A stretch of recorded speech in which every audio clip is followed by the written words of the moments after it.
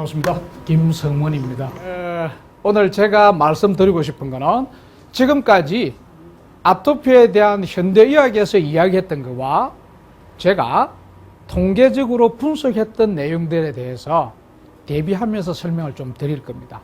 아마 여기 오신 분들은 이해를 쉽게 하지 않을까 그렇게 생각합니다. 제가 대략 아토피안들을 만나고 통계 분석했던 사람은 한 600명 정도 됩니다. 어떻게 원인이 왔었고 어떤 식으로 치유를 했는지 했었고요. 가장 최근에는 조금 전에 이제 발표하신 우리 이태영님하고 또 친동생하고 또 통영에서 올라오신 우리 청년 아토피안하고 이 자리 같이 참석을 했었어요.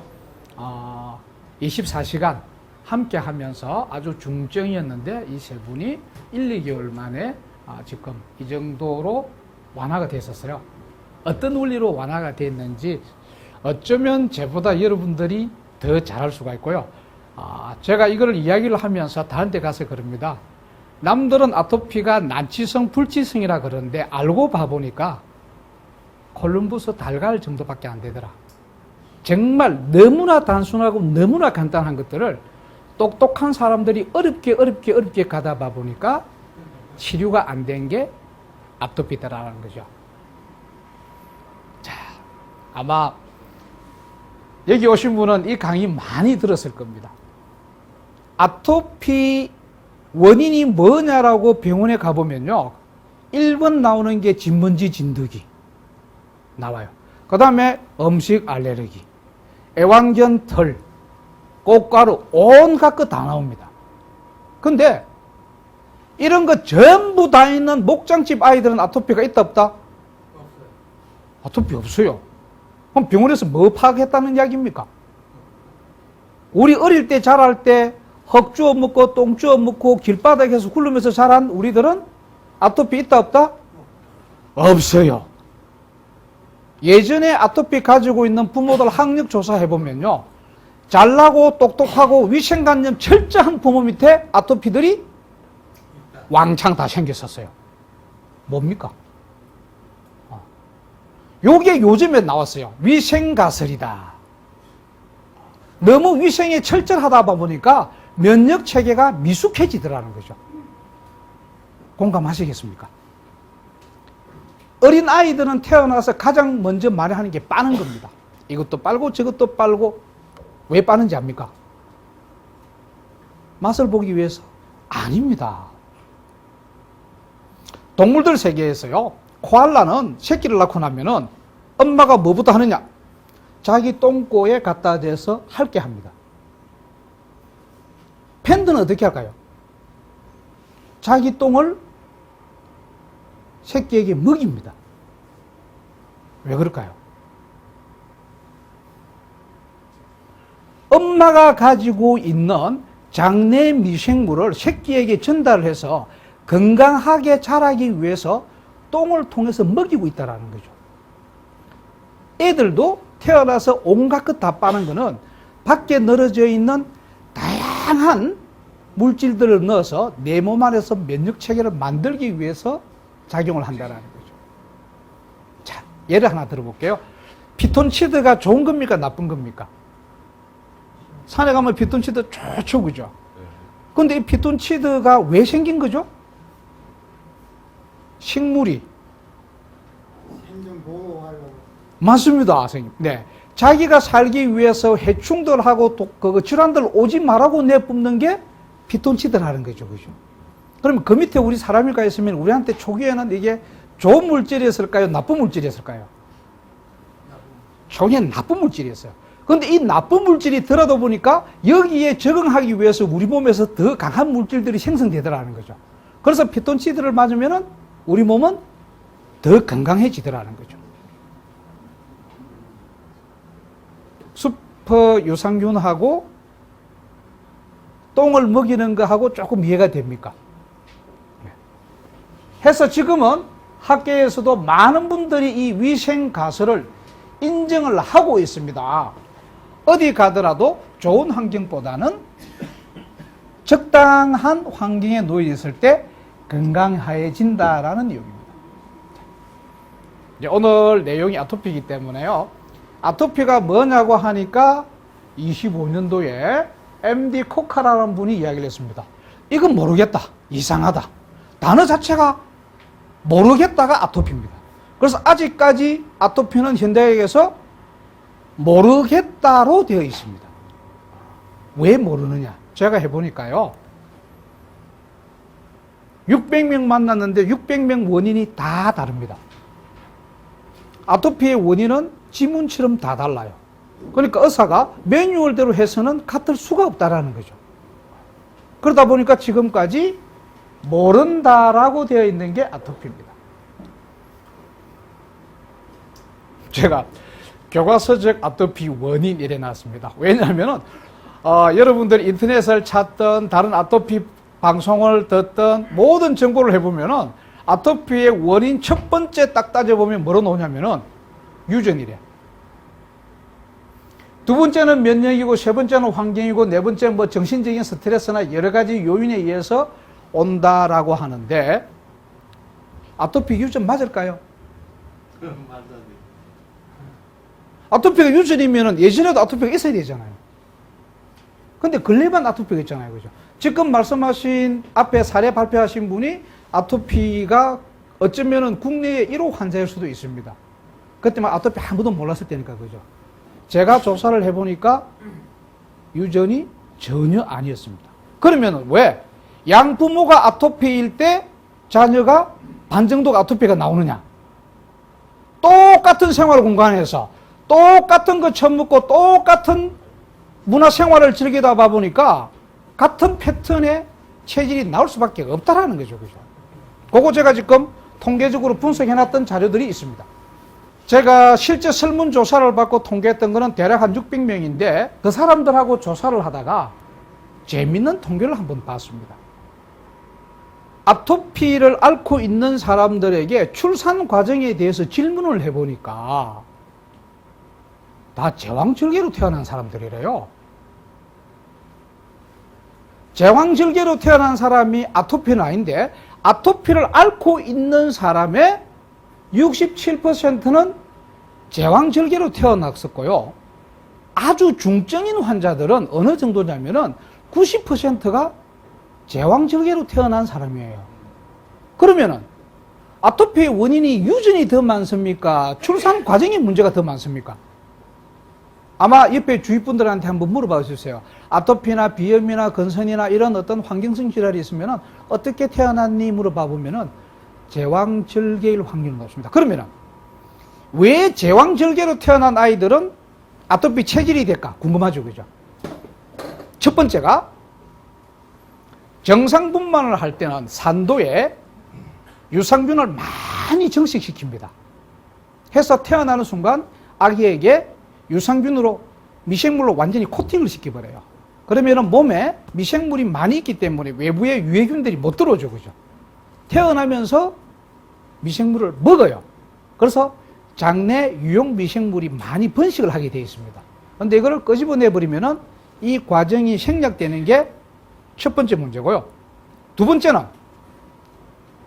산도를 통해서 나올 때 아기가 산도를 통해서 나오는 과정에서 근골격이 한번 발루어집니다. 쭉 늘리면서. 그죠? 그리고 본인도 힘을 주고 이 과정이 생략되다 보니까 근골격계에 이상이 온다는 거죠. 아토피환들 분석해보면 90% 이상이 체형이 변화가 와 있어요. 특정 근육이 약화가 와 있어요. 그리고 세 번째는 엄마가 골반에 문제가 있거나 아기가 거꾸로 들어섰거나 이미 체질적으로 좀 약한 부분이 있다는 거죠. 그죠? 이 세 가지 요인에 의해서 제가 봐볼 때는 제왕절개로 출산한 아이는 어떤 형태든지 굉장히 약한 체질로 태어날 수밖에 없다는 거죠. 우리나라에서 아토피 유병률이 가장 높은 곳이 어느 도시일까요? 아토피 유병률 전국 1위 제주도입니다.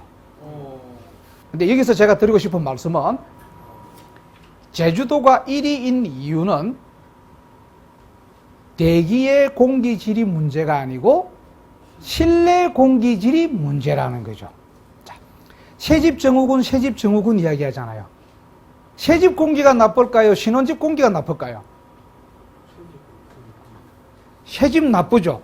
새집보다가 더 나쁜 게 신혼집일 수밖에 없습니다. 신혼집은 도배장판 새로 다 하죠.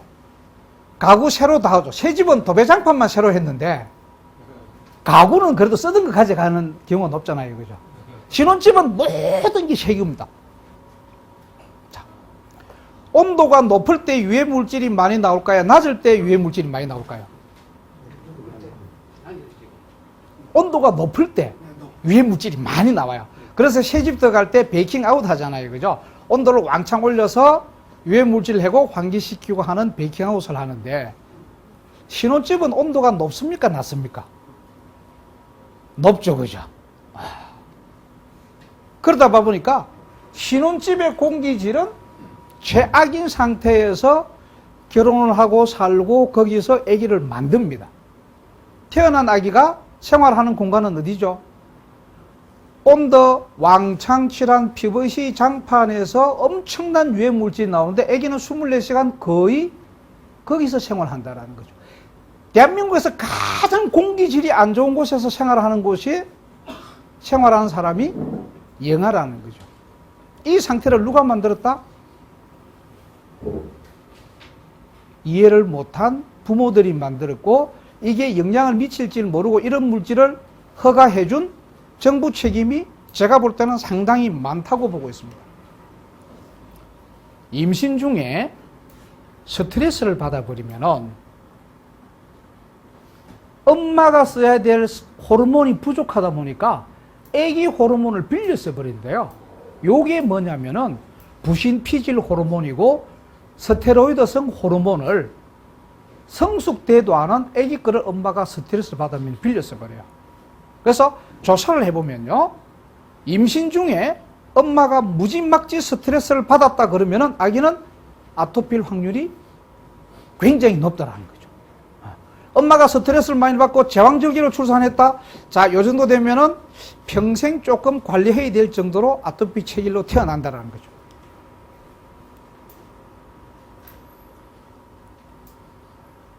요즘 샴푸 같은 거 어떤 거 쓰라고 지금 방송 많이 하죠. 그죠? 천연 제품 사용해라고. 샴푸를 쓰고 나면은 55초 안에 착용까지 들어간다. 뭐 유방암을 제거해 보니까 샴푸 냄새가 나더라. 그런 방송들은 참 많이 보셨죠. 요즘 가장 많이 나오는 게 계면 활성제 사용하지 마라 그러는데 젊은 분들이 몸에 바르는 거를 이런 유해 독소를 24시간 바르고 있어요. 샴푸, 바디워시, 화장품. 다시 저녁에 집에 가서 클렌징해서 화장 지우고 다시 기초 화장. 24시간 독소를 발라서 이 독소가 어디로 간다? 다시 또 태아한테 영향을 미친다라는 거죠. 얼마 전에 SBS에서 방송이 나간 걸로 알고 있습니다. 몸의 독소량을 체크를 해보니까요. 출산을 안 한 여자, 1명 출산한 여자, 2명 출산한 여자, 어떤 사람 몸이 가장 깨끗했을까요? 맞아요. 2명입니다. SBS에 나갔었어요. 그럼 뭡니까, 그러면? 출산하면서 몸에 있는 독소를 아기에게 대물림했다라는 거죠. 그죠? 아토피의 원인들이 이제 설설 밝혀지기 시작합니다. 그죠? 임신 중에 물어보면 뭘 먹었냐 하면은 밀가루, 빵, 우유, 아이스크림 그래 나옵니다. 그래서 먹거리 자체도 우리가 먹으면 안 되는 먹거리로 와 있다라는 거죠. 예전에는 정상분만을 했었고요. 출산하고 나면은 모유 수유를 했고요. 그 다음에 위생이 그렇게 깨끗하지 못했었고요. 그 다음에 대가족이 있다 봐 보니까 태일이 오더라도 태일은 이렇게 하면은 나아지노라고 하는 어르신들의 가르침이 있었는데 지금은 핵가족이 되다 보니까 그것도 없다라는 거죠. 그죠?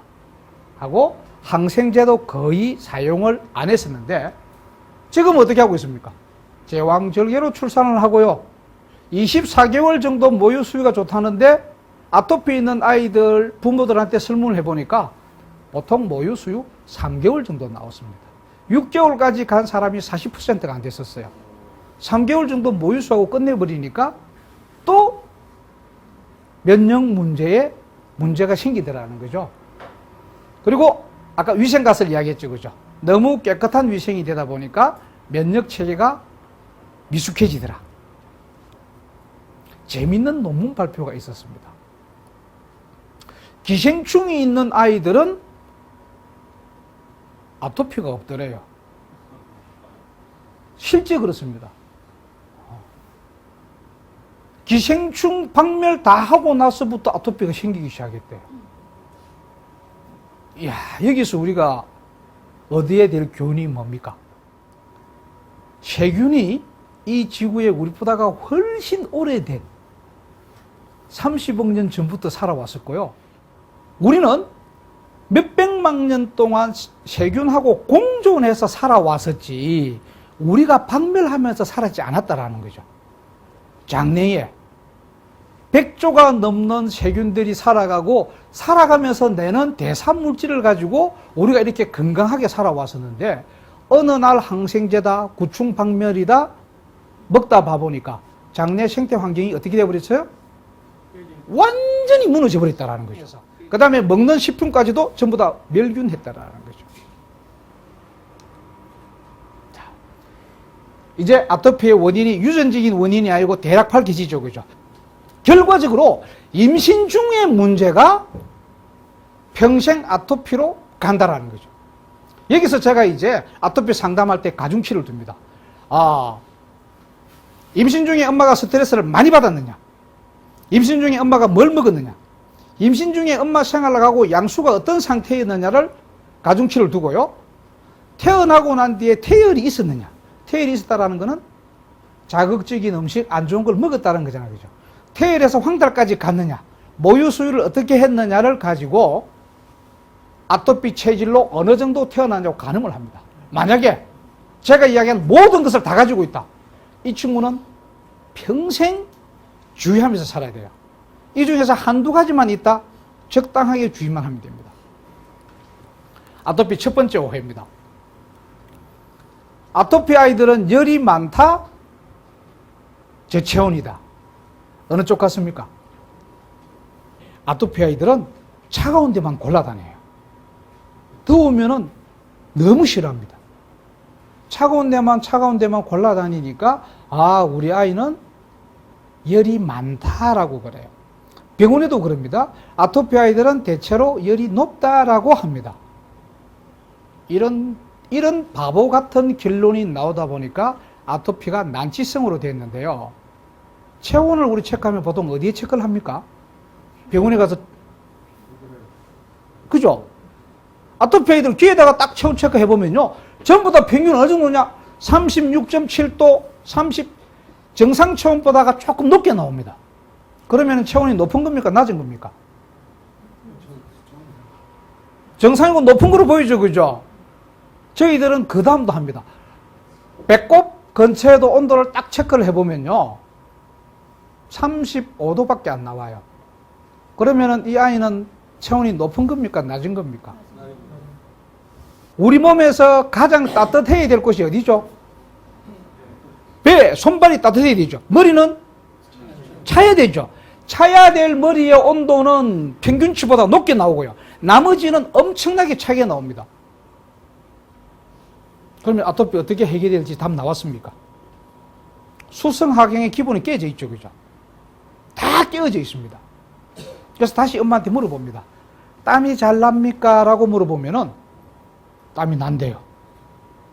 어디에 납니까? 하면은 머리에서만 난대요. 땀이. 다른 데 땀 나냐? 안 난대요. 머리에서만 땀이 나면 정상입니까? 비정상입니까? 비정상이죠. 아토피 아이들 90% 이상 똑같은 특징이 일어납니다. 다 머리에서 땀 나도 해요. 그러면 적분을 어떻게 해야 됩니까? 대략 답 나오죠. 그죠? 수성하강의 원리대로 하게끔 머리에는 땀이 작게 나고 전신에 땀이 날 수 있으면 아토피는 치유로 가는데, 현대 지금 아토피 치유 자료 봐보면요, 땀을 못 흘리게 하고 있습니다. 왜? 땀 내면은 가려워하니까, 본인이 싫어하니까 계속 저체온으로 더 가져가고 있습니다. 모든 병의 근원은 또 저체온이라고 그러잖아요. 그죠? 아토피 역시 저체온으로 간 가장 큰 이 부분에서 오해를 하고 있습니다. 다음 이제 면역 문제 이야기할게요. 면역의 기본 물질을 생성은 장에서 미생물들이 해요. 그래서 장내 유산균이 굉장히 중요한데, 가장 기본적인 호르몬의 패턴은 자율신경계하고 직결이 되어 있고요. 이 자율신경계는 수면 패턴하고 직결되어 있습니다. 전기가 보급되기 이전에는 우리 수면 패턴이 어떻게 했죠? 해지면은 자고 해 뜨면 일어났잖아요. 그죠? 뭐, 호롱불 켜놓고 있어 봐본들 얼마 못 있고 또 자야 되잖아요. 그죠? 그러면은 수면 패턴에 맞추어서 자율신경계가 움직였고요. 자율신경계에 의해서 호르몬이 움직이면서 면역의 밸런스를 이루었습니다. 제가 부모님한테 물어봐요. 언제 잠자면 가장 좋냐고 물어보면은 다 알고 계시더라고요. 새벽 1시를 기준으로 해서 6시간 같으면은 1시에서 앞으로 3시간, 뒤로 3시간 해서 자야 우리 몸이 가장 건강한 형태의 면역계를 형성을 해요. 그러면은 몇 시에 주무셔야 되나? 10시. 그죠? 적어도 9시, 10시에는 잠자리에 들어야 되고 5시, 6시에는 일어나야 되는데 지금 그렇게 생활하는 사람이 몇 명이 될까요? 아무리 늦어도 10시 이전에는 주무셔야만이 면역계가 정상적으로 돌아옵니다. 예전에는 우리가 맵고 짜게 먹었죠. 어느 날부터 어떻게 했습니까? 맵고 짜게 먹지 말라고 온 방송에서 난리가 났었습니다. 자, 아토피 통계해 봤습니다. 매운 거를 절대 못 먹는다라는 사람이 80% 이상 나왔습니다. 엄마가 안 먹인대요. 매운 거 먹으니까 더 열나고 더 가려워져서 매운 걸 안 먹는데요. 매운 걸 안 먹은 거하고 아토피가 무슨 관계 있을 것 같습니까?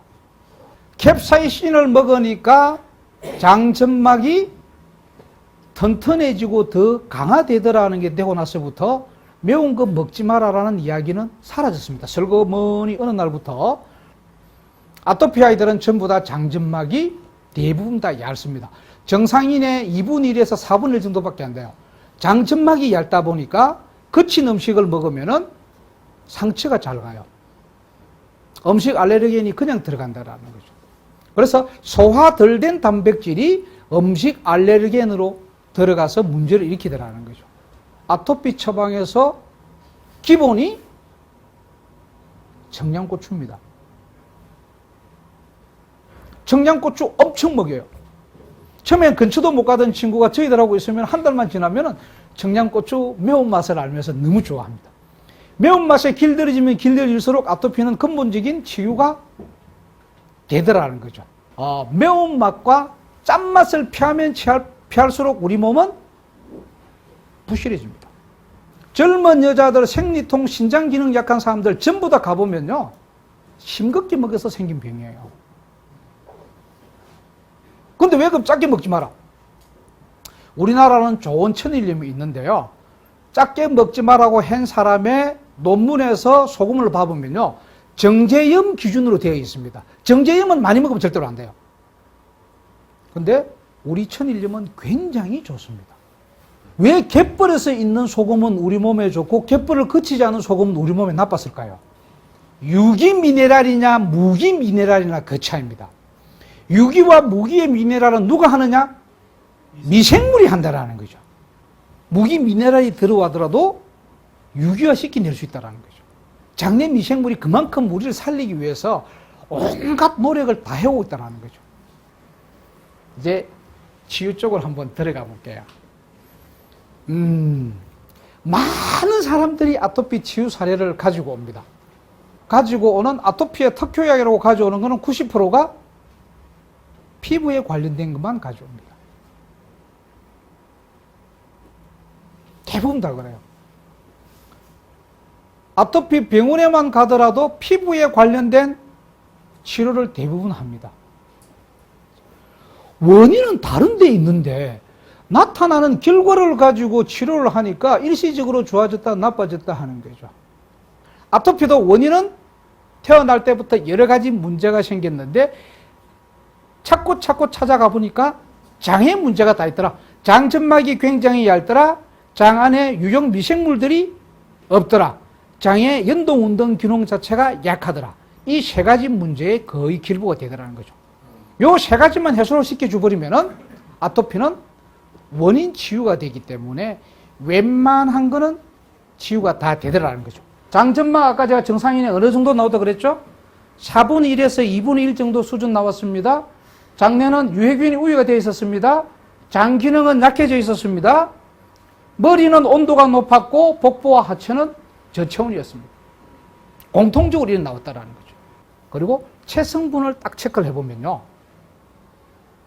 놀랍게도 아토피 아이들은 거의 다 영양실조예요. 여러분들이 아토피 음식을 어떻게 해야 되냐고 인터넷에 검색해보면요. 먹이면 안 된다는 음식만 한 7, 80가지 나오고 있어요. 왜 먹이면 안 돼? 먹이가 건강을 이겨내죠, 그죠? 원인을 모르다 보니까 무조건 음식만 건기시키다 보니까 아토피 애들은 딱 두 가지가 나옵니다. 배짱 말라서 저성장으로 자그만하게 기력이 없거나 엄마 몰래 많이 먹어서 뚱뚱하거나 두 부류밖에 없습니다. 정상 부류는 아토피는 거의 없습니다. 음식 통제 때문에 생긴 문제라는 거죠. 일단은 아토피는 유해 환경 때문에 생긴 문제이기 때문에 유해 환경을 다 회피시켜야 됩니다. 회피시키는 거는 일상생활을 하는데 벽지, 장판, 가구 이런 데서 굉장히 유해 환경 물질이 많이 나와요. 그래서 저희들이 권하는 거는 그냥 천연 벽지, 천연 장판, 그리고 가구는 새 가구는 부모님 드리고 부모님 썼던 오래된 가구를 쓴다면 굉장히 좋다고 합니다. 그리고 일상용품은 샴푸는 웬만하면 쓰지 마라. 천연 샴푸 아직까지 국내에 없습니다. 차라리 비누 쓰는 게 훨씬 낫습니다. 다음에 음식입니다. 음식은 먹으면 안 되는 건 많죠. 밀가루 음식 무조건 먹으면 안 됩니다. 500식품들, 그죠? 조미료 먹으면 안 되고 흰설탕 먹으면 안 되고 기본적으로 우리 선조들이 먹지 않았던 음식들은 거의 다 피해주면 됩니다. 아토피안들은 스트레스를 받아버리면 굉장히 빠르게 아토피가 확 도져버립니다. 스트레스를 받으면 왜 아토피가 도질까? 정답은 스트레스를 받으면 장에 안 좋은 물질들이 나와서 유익균들을 죽여버린대요. 제2의 뇌가 장입니다. 하등 동물들은 봐보면요, 뇌가 없고 장이 뇌 기능을 하고 있어요. 그래서 스트레스를 받으면 장내 균에게 치명적인 상해를 입히는 게 스트레스입니다. 그러니까 안 그래도 아토피들은 유해균이 우위에 가 있는데 스트레스를 받아보니까 더 극심하게 나온다는 거죠. 활성산소가 나쁘다지만 몸에 있어야 되고 스트레스도 적당하게 조금은 있어야 돼요. 이게 이제 많아지니까 문제가 생기는 건데 따뜻하게 포옹해주고 이야기해주고 그 피부를 정말 정성스럽게 만지면서 스킨케어를 해줘요. 스킨케어의 효과보다 무슨 효과가 더 많다? 자존감 회복과 스트레스 관리에 훨씬 더 효과가 높다라는 거죠. 그래서 무조건 아토피 케어에서는 저희들이 스킨케어는 필수로 가져가고 있습니다. 지금 봐보면은 일반인들도 전부 다 비만형 영양실조에 나와 있습니다. 여기도 아마 체크해보면은 영양실조 굉장히 많이 나올 겁니다. 무슨 영양실조?